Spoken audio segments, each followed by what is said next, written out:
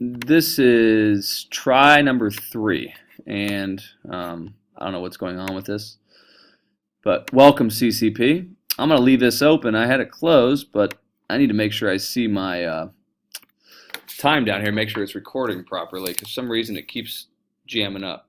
I'm not sure why. Anyhow, we're looking at America constructing an empire for the third time. I'm saying the same thing, so if I start getting, if I fall asleep halfway through, I do know why. But anyhow, looking at the constructed empire, we are looking at America taking the leap of empire building, and this is one of the things. The focus area on this new unit is looking at the time period from roughly the 1890s through the 1914 to start, and then we'll go all the way through 1919, 1920. And this will be kind of the unit before we get into the Roaring Twenties. So this unit here, not overly long, however, it does have a lot of meat to it. And the 20th century, which will be the turn of the 20th century. 20th century is known as the American century. This is when we take the lead in economic, cultural, and military might and political might throughout the world of the 20th century.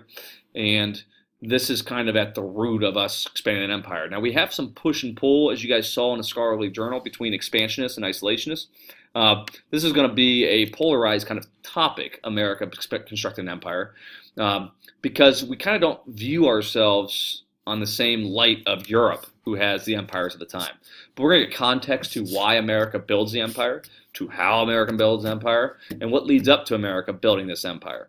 And again, I will stop it at the start of this. We'll look at stop this lecture that I'm talking right now at the start of World War I, and then we'll finish up World War I and America's involvement and what happens at home and all that fun stuff. Now, looking at America, just look at this quote. This would be an expansionist kind of mindset here. If you're not growing, you're dying. That's Tony Robbins' quote, motivational speaker today. But this is kind of the expansionist kind of idea, because we're going to look at America. They're going to finally reach the sea in the mid-19th century, Pacific Ocean. And by the late 19th century, it's kind of like this crisis. What do we do now? Do we expand, or do we stay? Do we just focus on ourselves? And this is kind of the dilemma that many Americans will have. And some argue that we should stay and just focus on America. We kind of have this controversy over, is it morally right for us to conquer these places, indigenous people? And expansionists would argue, yes, it is, because we have an obligation to spread our modernization, or to give democracy to these people. So some people argue we should expand as an empire to help these people. Now, I just came across it. It was interesting. This guy's name is William Stead. He is somebody who's European. He has a thought, he has a belief that America is going to be, and he gives us in the late 19th century, early 20th century, that America is going to be the strongest country in the world. He's looking at the world dynamics at this time, and he's saying America will be at the forefront of the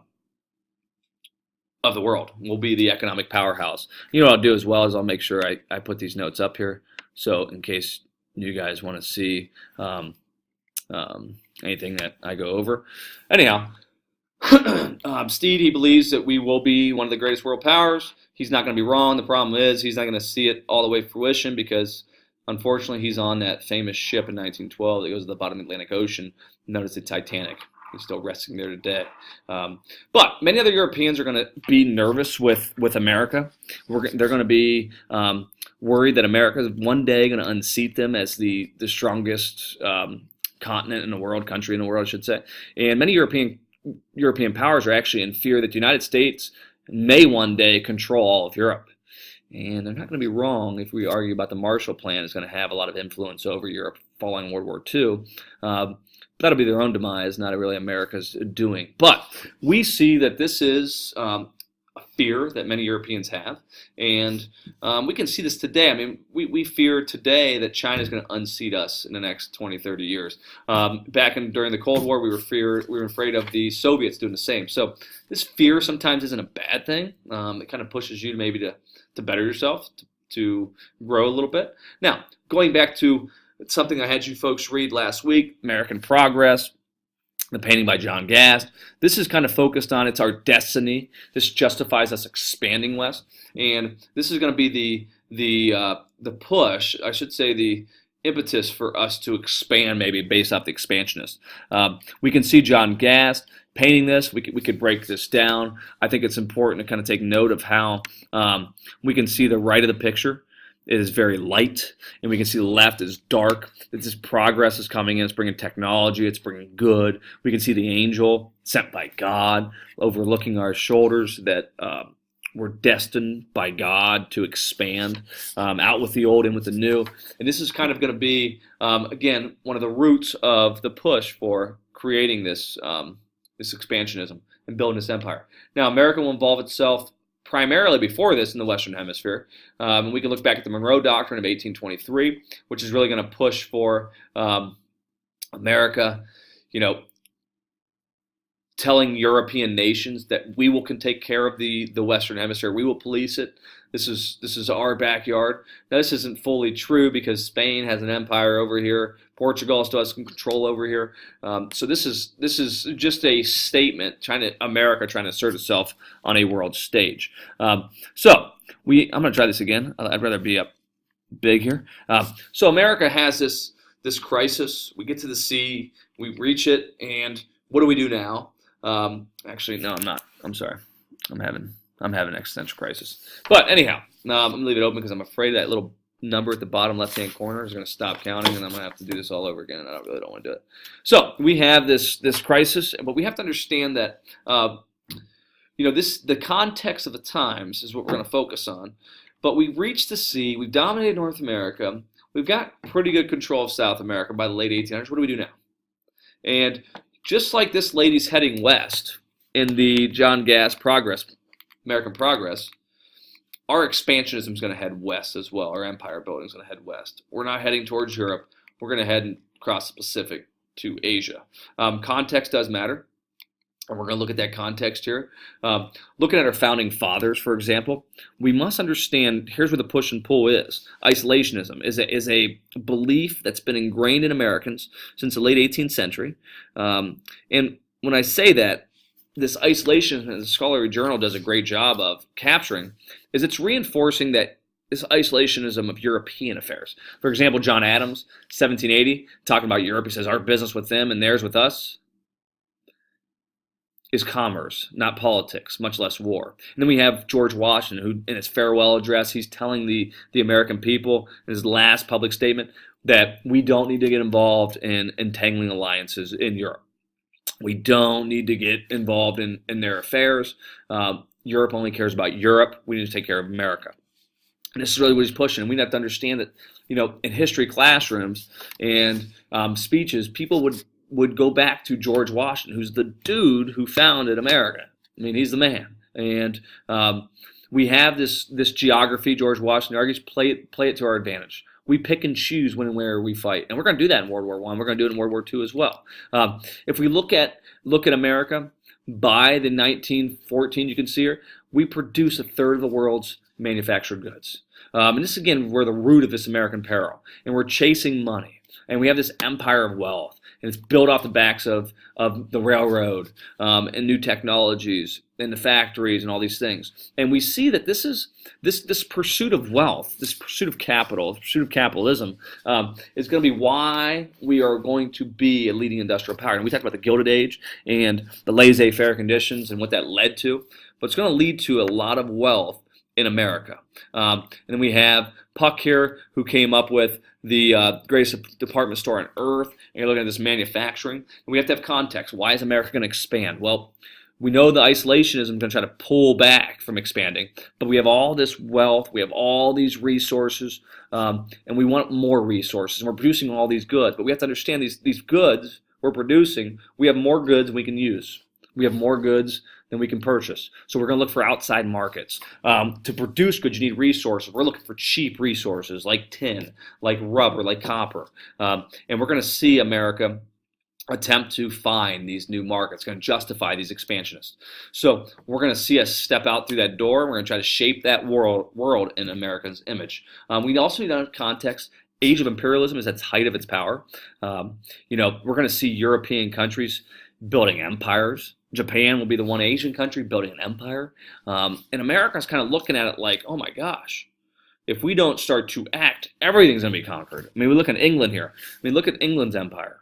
They control a third of the population in the world at one point in time.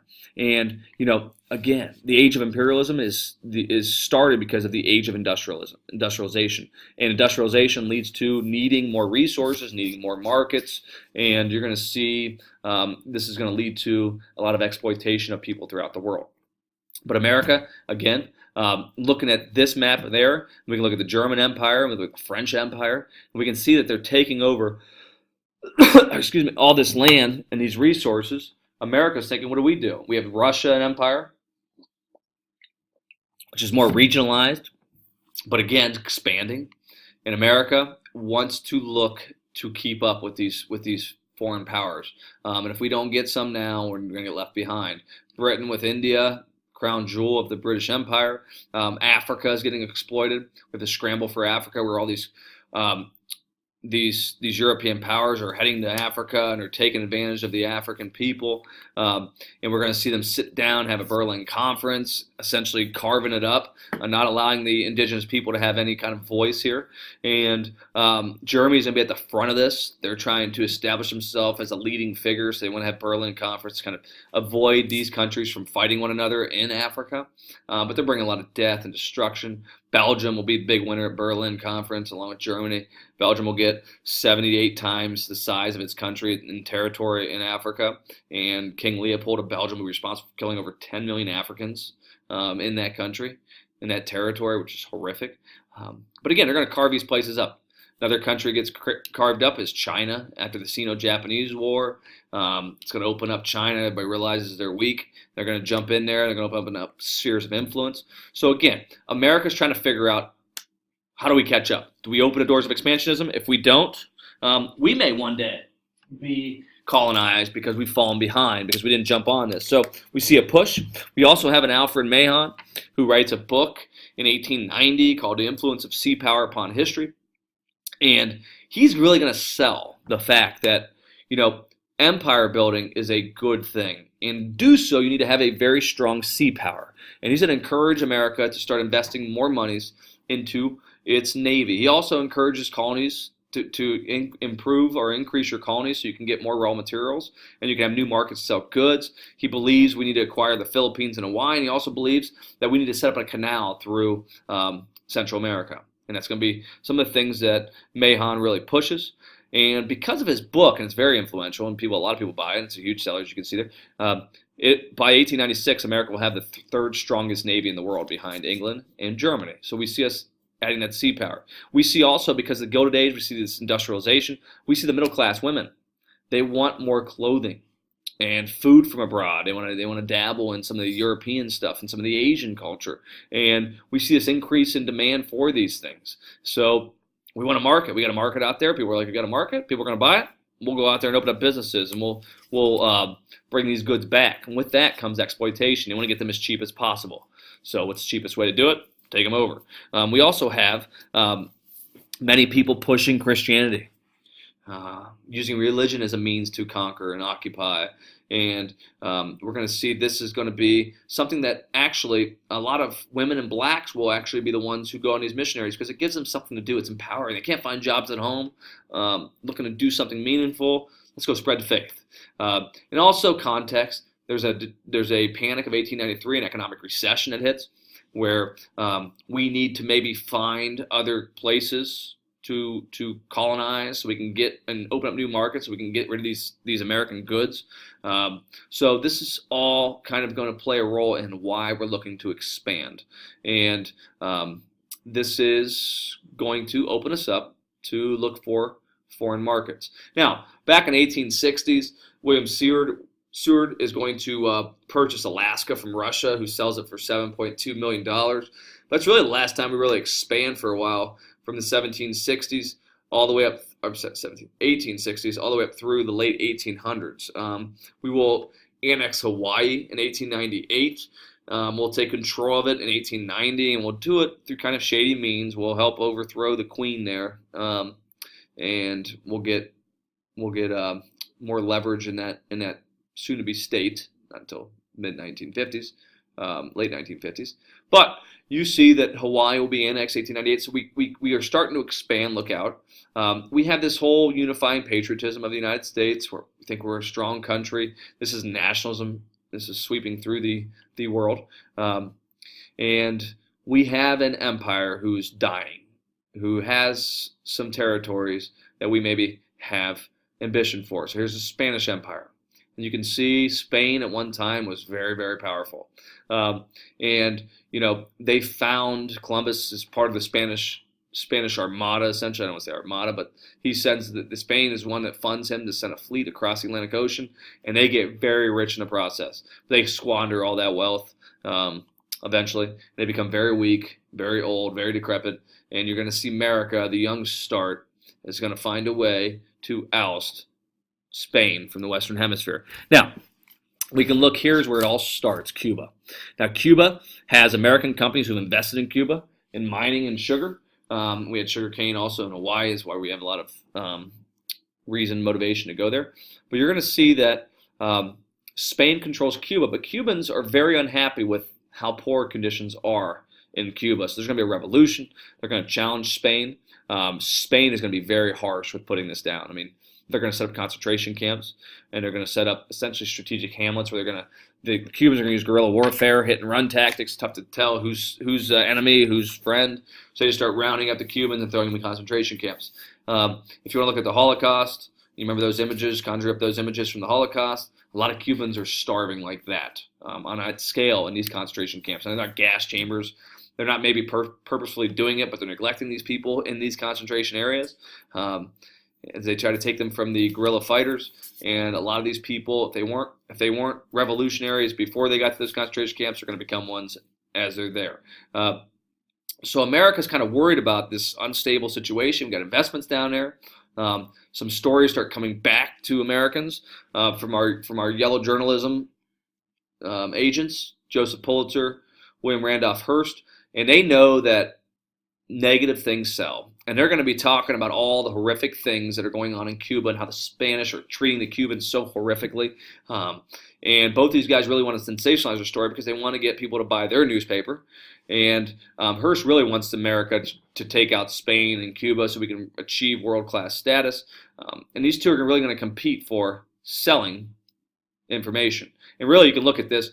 Folks, media today can start a war very easily.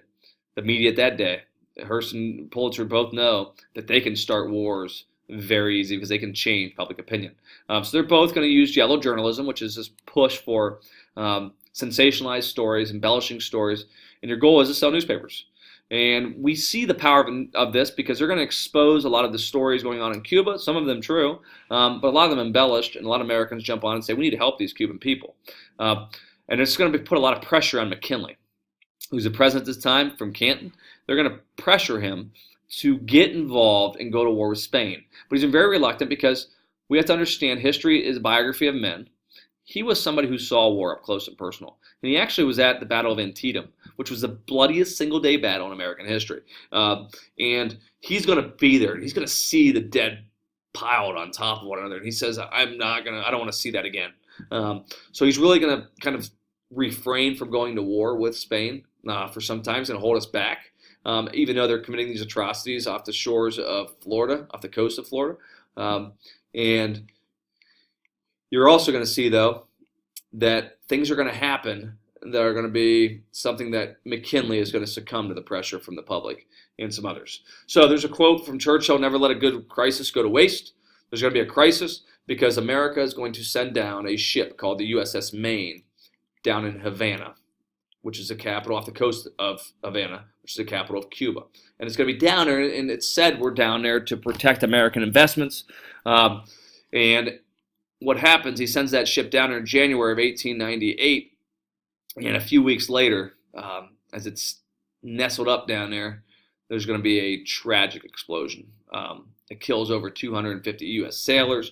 Many people start clamoring it's definitely the Spanish who did this. They blew up this ship, killing American lives. We need war now. There's also a famous De Lome telegram, or letter, I should say, who's an ambassador in the United States from Spain, and he's basically going to call McKinley weak and and a coward. And the quote down there, weak and a bitter for admiration of crowd, and would be a would-be politician. He's a wannabe.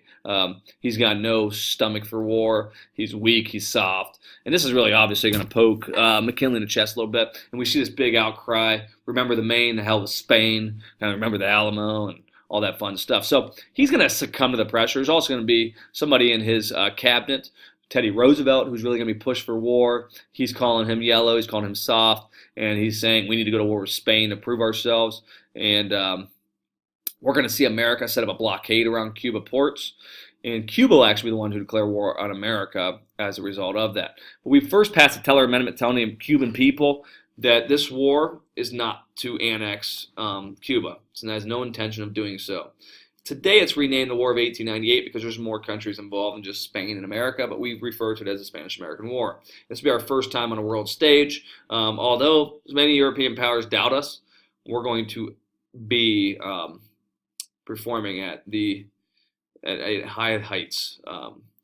Now, this will actually be something that unifies America for the first time since the Civil War. A lot of people will volunteer. We still have a volunteer army. We didn't have any draft for this war here, but we see a million men enlist early on. We see it become very good for us breaking out of the economic recession, as wars often are.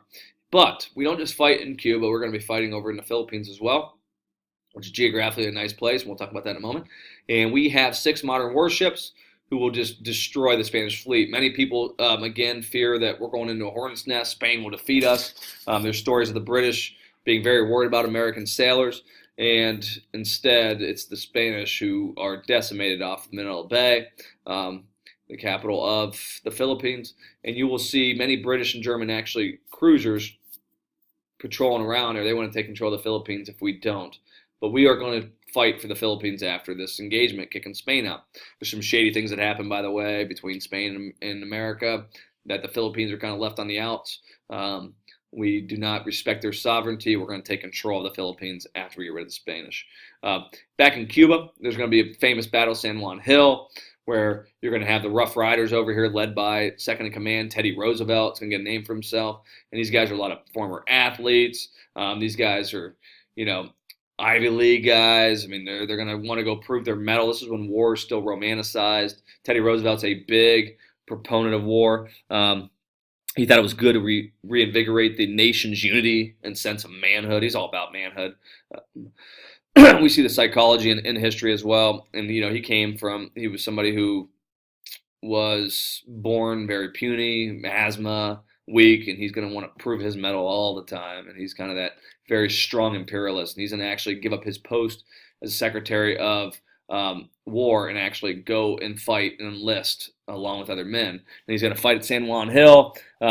He's got a lot of confidence, that guy right there. Now, the guy on the top left, I thought that was an interesting story. We trust our intuition too much, getting psychology. That's Captain Bucky O'Neill. Spanish snipers are shooting around Kettle Hill nearby, and he stands up and tries to rally the troops. And one of his buddies tells him, "Hey, man, Captain, a bullet is sure to kill you." And O'Neill replies, "Sergeant, the Spanish bullet ain't made that will kill me." And like moments later, he gets shot right in the jaw and dies, which I just found interesting. Just sometimes we have this false sense of security. Anyhow, we're going to see that we're going to defeat the Spanish pretty quickly in Cuba, in the Philippines. And, one thing, history is written by the victors, and sometimes things are omitted. We're going to see Teddy. He's somebody who's he believes that he's part of a superior race in African Americans. He does not talk about the Buffalo Soldiers who fought alongside the Rough Riders. He actually was saved by an African American unit, but he doesn't really talk much about them at all. We need to make sure we remind ourselves that history, oftentimes, there's a lot of people who are omitted.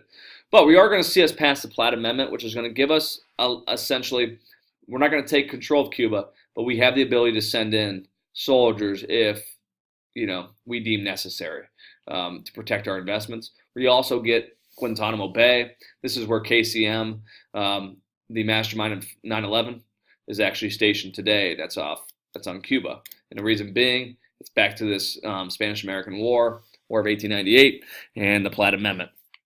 So the war, it does not last very long. It is very quick. and it's very one-sided. If you look at the numbers, you're looking at 400 American combat deaths, where Spain, 60,000 soldiers died from wounds or disease. Americans were 5,462 killed, but only 379 in battle. Most died from disease, yellow fever, malaria. So the Treaty of Paris will be the one that ends the war. And John Jay, Secretary of State, will actually call it the Splendid Little War. The Spanish call it the disaster. That's what they call it today. But the Treaty of Paris is going to give us Puerto Rico and Guam and Manila, the Philippines. And it's going to reinforce that the Spanish Empire is on a decline. You can see this poster, this political cartoon here. We can see the power that the influence America gets from the Spanish-American War and the additional territories. We can see the founding of America all the way up through, based off size, and we can see from 1861 to 1898. Here's us before the Spanish-American War. After the Spanish-American War, 1899. How big America gets. And we get a lot of respect, a lot of status, a lot of adulation from European countries, and that's whose hands are extended out there. So the American Empire, you can see things change. We're building this empire. We're expanding out. And we can see that this is going to actually butt heads with another empire out in the Pacific here soon, within 40 years with the Japanese. Now, William McKinley believes that a lot of these countries should have self-determination. But he does not believe the Filipinos are ready to have self-determination. He does not believe that they should have their independence. He doesn't believe they're ready. We need to prepare them first. And this is going to be something the Filipinos are not going to be very happy with. And you're going to see this little cartoon kind of capturing it. There's going to be a Philippine war that breaks out. If you want to see some nasty things America does, we can look at the Philippine War. It is ugly. Americans do some shady things. American soldiers should say. A lot of rapes, a lot of killings. But we do it in the name of democracy. This is where waterboarding, we're going to use a lot of it. The Philippine War will actually cost over 200,000 Filipinos will die, and 4,200 Americans will be killed. And atrocities committed on both sides, but again, it's going to be predominantly the Americans committing the atrocities. If you want to look into that, it is brutal. We used waterboarding, which was from the Spanish Inquisition. Came about, waterboarding was called water curing at the time. And we're going to get information from the guerrilla fighters and until they talk or until they drown, which is horrific, holding people down and simulating drowning. We did it. We got caught doing this at Guantanamo Bay with KSM and some other guys. Now, we have modernized once we put down it, and it takes some years, 4 years, to quell the Filipino uprising. But we're going to see once we do, we are going to bring some modernization. But again, you have to ask Filipino people if they're happy with American colonization. Now, people like Rudyard Kipling, who is a poet, he's going to urge that it's the white man's burden, and you can see over here in this political cartoon, to carry for the United States and England, to carry these savages to the promised land, to civilizations at the top of this pile of rocks. It's our burden to do so. It's tiring. It's hard, but these people need it, which is a very racist kind of, I guess, perspective of what these people are, that we're better than them, that we need to civilize the unindustrialized world. So again, America believes it's our duty to spread civilization. You can see here throughout the world, and giving it to these people, and even if they don't want it. And again, we try to view ourselves as better than them. I thought this was interesting. We're going to capture Filipino people. We're going to bring them back to the St. Louis World Fair, show them off to the people who go visit this exhibition, this fair, and kind of a sad story. We have them do the dances, and we pull them from their native homeland, and we put them on. We make a little village for them at these shows at this fair, and they are to perform in front of audiences, reinforcing the racial beliefs. Now, we need to remind ourselves, why do we want the Philippines? It's a gateway to Asia. It's a gateway to China and Japan. And the markets out in Asia, we're trying to expand. If you look at Cuba, Cuba is viewed as a gateway into the Western Hemisphere. We want to protect that hemisphere. So this is why we're looking to expand. And we also understand if we don't do it, other countries may. They're going to take control of these areas. So, we're doing it because maybe we're afraid of other countries doing it if we don't. And also we want the benefits of having an empire and having this access to these markets and these resources. So we see as a result of this imperialism, the spheres of influence going on in China, America's going to want to assert itself at the table, and we're going to see America going to do so.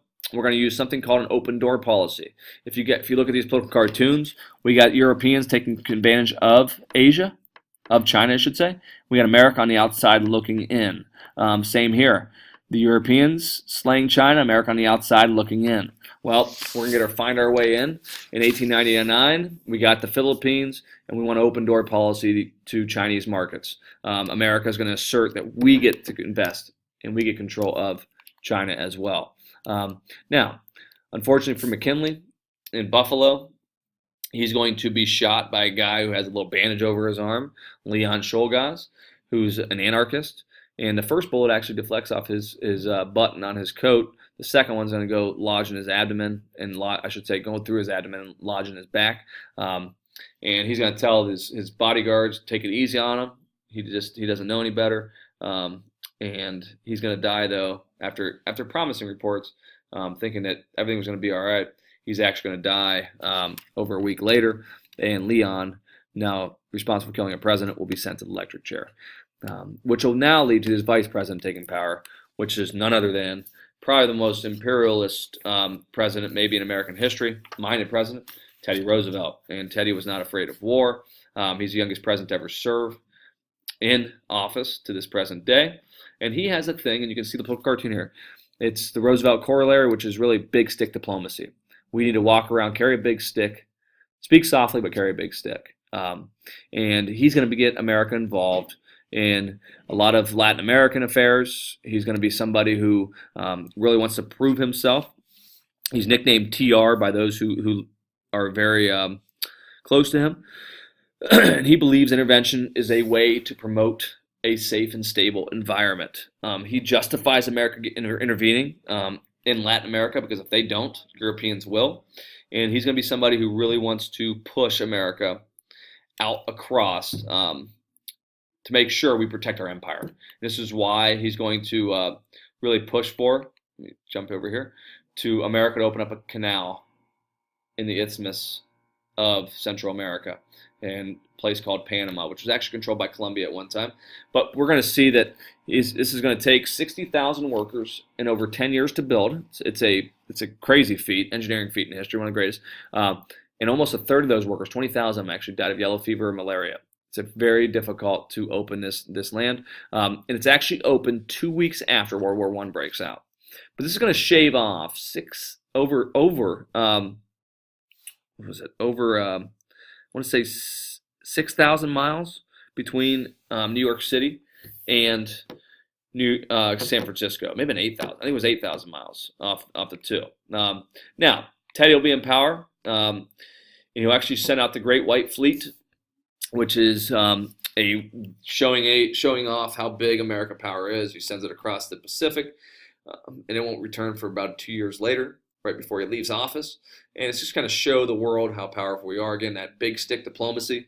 This is the American empire. If you mess with us, this is what's coming your way.